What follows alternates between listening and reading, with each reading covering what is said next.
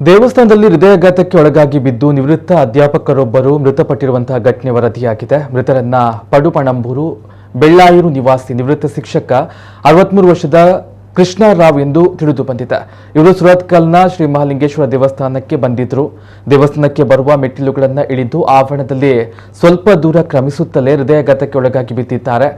ದೇವಸ್ಥಾನದಲ್ಲಿದ್ದಂತಹ ಇತರ ಭಕ್ತರು ಬಂದು ಅವರನ್ನ ನೋಡ್ತಾ ಇದ್ದಂತೆ ಅವರು ಸ್ಥಳದಲ್ಲೇ ಮೃತಪಟ್ಟಿದ್ದಾರೆ ಎಂದು ತಿಳಿದು ಬಂದಿದೆ. ಘಟನೆ ದೇವಸ್ಥಾನದ ಸಿಸಿಟಿವಿಯಲ್ಲಿ ಸೆರೆಯಾಗಿದೆ. ಕೃಷ್ಣರಾವ್ ಅವರು ಕಳೆದ ಹಲವಾರು ವರ್ಷಗಳಿಂದ ಪುನರೂರು ಭಾರತ್ ಮಾತಾ ಸರ್ಕಾರಿ ಶಾಲೆಯಲ್ಲಿ ಶಿಕ್ಷಕರಾಗಿ ಸೇವೆಯನ್ನ ಸಲ್ಲಿಸಿದ್ರು. ಬೆಳ್ಳಾಯೂರು ಶ್ರೀ ಚಂದ್ರಮೌಳೀಶ್ವರ ದೇವಸ್ಥಾನದ ಜೀರ್ಣೋದ್ಧಾರ ಹಾಗೂ ಬ್ರಹ್ಮಕಲಶೋತ್ಸವ ಸಮಿತಿಯ ಪ್ರಧಾನ ಕಾರ್ಯದರ್ಶಿಯಾಗಿ ಸೇವೆ ಸಲ್ಲಿಸಿ ದೇವಸ್ಥಾನದ ಜೀರ್ಣೋದ್ಧಾರಕ್ಕೆ ಶ್ರಮಿಸಿದ್ರು. ಬೆಳ್ಳಾಯೂರು ಗುಂಟು ಪುತ್ರನ್ ಮೂಲಸ್ಥಾನದ ಸಹ ಅರ್ಚಕರಾಗಿ, ಕೆಂಚನಕೆರೆ ಹಾಲು ಉತ್ಪಾದಕರ ಸಂಘದ ಸದಸ್ಯರಾಗಿ, ಹೈನುಗಾರರಾಗಿ, ಕೃಷಿಕರಾಗಿ, ಉತ್ತಮ ಸಾಮಾಜಿಕ ಕಾರ್ಯಕರ್ತರಾಗಿ, ಕೊಡುಗೆ ದಾನಿಯಾಗಿ ಜನಾನುರಾಗಿಯಾಗಿದ್ದರು. ಕೃಷ್ಣರಾವ್ ಅವರು ಪತ್ನಿ, ಓರ್ವ ಪುತ್ರ ಹಾಗೂ ಪುತ್ರಿಯನ್ನ ಅಗಲಿದ್ದಾರೆ.